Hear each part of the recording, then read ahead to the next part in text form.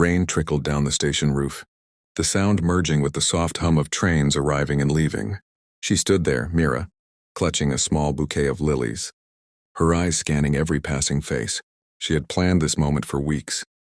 The day she'd meet Arav, her fiancé, after months of silence and distance. But what she didn't know was that I was there too, standing at the opposite end of the platform, watching her from the shadows. She thought I was gone, a closed chapter. But the truth was I never left. I just wasn't supposed to stay. The last letter I wrote her ended with, "If we ever meet again, I'll tell you everything." And now, fate had brought us both to the same train station, but not the same direction. She waited by platform 3, expecting Arav's arrival. The announcement echoed, "Train to Delhi arriving shortly at platform 3. At that same moment, my train to Kolkata was preparing to depart, and from platform 1. I stood there, torn between the past and the future. In my hand was a crumpled envelope addressed to her, words she would never read. Inside it, the truth, that I had loved her before Arav ever knew her name, that I had been the reason she cried that night on the bridge, that I was leaving, not because I didn't love her, but because she deserved someone who could stay. As my train began to move, I looked out the window. Through the drizzle, I saw her, smiling as another figure approached her, arms wide, eyes full of love. Arav had arrived, and she ran into his embrace. That was the moment I realized, some stories aren't meant to end in confessions. Some truths are meant to be carried in silence. The cruel truth wasn't that I loved her. It was that she was never meant to know. Years later, I'd return to that same station. Different time. Different world. I'd see 2 children laughing near the ticket counter, their mother holding their hands. Her face turned. It was Mira. She looked happy, whole, at peace, and in that brief glance I smiled. Because love, even unspoken, had done its job. It had set her free. Epilogue, the other train. She planned to meet her fiancé that day, but I boarded the train the other way, leaving behind one cruel truth, that sometimes loving someone means never letting them know you did. The train had long left the station, yet I could still hear it. That faint, trembling echo of metal against metal. It wasn't the train I missed. It was her laughter, woven between those sounds, the one that used to fill every silence I carried. Days turned into weeks, weeks into a dull rhythm of nothingness. I moved to a small town by the river, a place where no one knew my name, and the only thing that remembered me was the wind. Each morning I'd sit by the old wooden bridge, watching boats drift by as if they too were running from their pasts. I'd imagine her, maybe walking somewhere under the same sun, perhaps holding his hand, perhaps not thinking of me at all. But every night, the same dream would come back, the one where the train stops midway, and she turns, looking for me. Her lips form my name, but no sound escapes, and I wake up before I can answer. One afternoon, a letter arrived. It wasn't from her, but from a mutual friend. It said simply, "They're getting married next spring. She talks about peace now, not pain. She's doing fine." I read that line again and again. She's doing fine. It felt like both a blessing and a wound. So I folded the letter, placed it under my pillow, and whispered to no one. Then my silence was worth it. The trains still pass every evening, their whistles cutting through the wind, and every time they do, I close my eyes and imagine, somewhere she hears the same sound, and for just a moment, remembers the boy who went the other way. It had been 5 years since I left that station. 5 years since I chose silence over confession. The city I now lived in was a maze of noise and lights, a place that didn't care who you were or what you'd left behind, and maybe that's why I stayed, because it never asked about her. But fate has its own cruel poetry. It finds you when you finally learn to forget. That day I was at the Central Library, sorting through some old archives for work. The smell of dust and paper always calmed me. It reminded me of unfinished stories. As I reached for a book on the top shelf, I heard a voice behind me, soft, familiar, trembling with memory. "Still chasing words instead of people, aren't you?" My hand froze midair. That voice, it couldn't be. I turned, and there she was, Mira. Time had changed her, but not the way I remembered. Her hair was shorter now, her smile calmer. And yet her eyes. They still carried that same quiet storm I used to know. For a moment, neither of us spoke. It felt like the library itself was holding its breath. Finally, I managed to whisper, "You found me." She smiled faintly. No, I think we both stopped running at the same time. We sat across from each other at a wooden table, the air thick with unsaid words. She told me about her life, the marriage, the move, the distance. And then she said something that shattered me gently. He passed away last winter. Heart failure. It was sudden. Silence. Even the pages around us seemed to fall still. She looked down, fingers tracing the spine of a book. After he was gone, I started reading again. And every time I did, I thought of you, the way you used to mark your favorite lines. I wanted to reach out to tell her everything I never said, but I couldn't. Not now, because what we had wasn't love anymore. It was a memory that refused to die. So I just said, "You look peaceful now." And she smiled, and a small, fragile smile that carried both gratitude and grief. I am. Maybe that's what time does, and it doesn't heal everything, but it teaches you how to live with what it couldn't fix. As she walked away, sunlight spilled across the table, landing on the book she left behind. It was titled The Way Back Home. Inside, on the first page, she had written, "For the one who went the other way, I understand now." And that was enough. Because sometimes closure isn't found in holding on, but in being seen even after goodbye. That evening, I sat by the window of my small apartment, rain tapping gently against the glass, the book she left lying unopened on my desk. I stared at it for hours, afraid of what it might hold.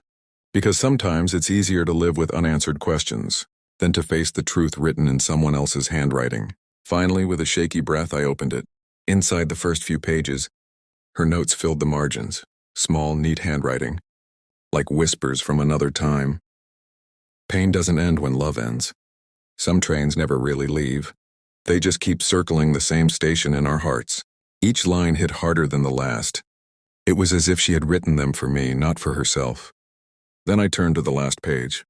And there, tucked between the final two sheets, was a folded letter. The ink had slightly smudged, as if tears had fallen while she wrote it. To the one who went the other way. It began, "I used to think you left because you didn't love me. But now I understand what you left because you did. You didn't want to break what was already cracking. You gave me peace when I only wanted reasons. After you left, I hated trains. I couldn't even hear the whistle without breaking. But slowly I learned, the ones who leave aren't always gone. Sometimes they just love you from a distance you can't measure. So if you ever find this, know that I forgave you long before I understood you. And maybe in another life we'll board the same train, without fear, without silence, without time between us. Mira." I pressed the letter to my chest and closed my eyes. The world outside blurred into the sound of rain. Soft, endless, familiar. For the first time in years, I cried. Not from regret, but from release. Because love, I realized, doesn't always end with goodbye. Sometimes it ends with understanding. And that night when I finally fell asleep, I dreamed of her again. Only this time she wasn't on the other platform. She was beside me, smiling, and the train was going our way. The morning after reading her letter, I woke before dawn. The world outside was still, just the faint whistle of a faraway train cutting through the silence. It had been 5 years and 4 months since I last stood on that platform, and somehow my heart knew it was time to go back. The journey felt heavier than it should have. Each passing field, each stretch of rail, carried echoes of that day. The bouquet in her hands, the rain in her hair, the way I watched her from the other side. When I finally reached Riverside Station, it looked smaller, older, like time had folded around it, but never forgotten. Platform 3 still stood where it always had, faded paint, cracked tiles, but the same ghostly air of waiting. I sat on the same wooden bench, where I'd once written the letter she never read. An old man selling tea walked by, and I bought a cup just to hold something warm. He looked at me kindly and said, "You're here early. Waiting for someone?" I smiled faintly. "No, just remembering someone." He nodded as if he understood. Then before leaving, he said softly, "Sometimes memories arrive before trains do." His words lingered long after he disappeared down the platform. As I sipped the tea, I noticed something strange. On the opposite bench, a small bouquet of white lilies lay there, fresh, glistening with morning dew. I froze. No one else was there. No footsteps, no trace. Just those lilies, the same flowers she had held the day she waited for Arav. I walked closer. There was a small note tied to the ribbon, to the one who kept his promise in silence. My breath caught. My eyes blurred. For a long time, I just stood there, the sound of a distant train growing louder, its whistle echoing through the valley, like a heartbeat from another world. When the train passed, a gust of wind swept across the platform, lifting a single lily petal into the air. It brushed my cheek before drifting away, like her final goodbye. And in that moment, I realized she had never really left. Love doesn't stay in people. It stays in the places that remember them. As I left the station, I looked back one last time. The platform was empty again, but the silence felt peaceful now, like a story finally told. It's strange how endings can sound so much like beginnings. After I left the station that morning, the air felt lighter, almost forgiving, as if the ghosts that had once lived there finally let me go. When I returned home, the lilies I brought from the platform sat quietly in a glass vase by the window. Their petals shimmered in the sunlight, reminding me of her, fragile yet enduring. For days I couldn't sleep. Every time I closed my eyes, I saw her handwriting, those final words echoing through me, to the one who kept his promise in silence. And then, one night, as the rain began to fall, I opened my old notebook, the one I hadn't touched since the day I left her. And without planning it, my pen began to move. At first, it was just fragments.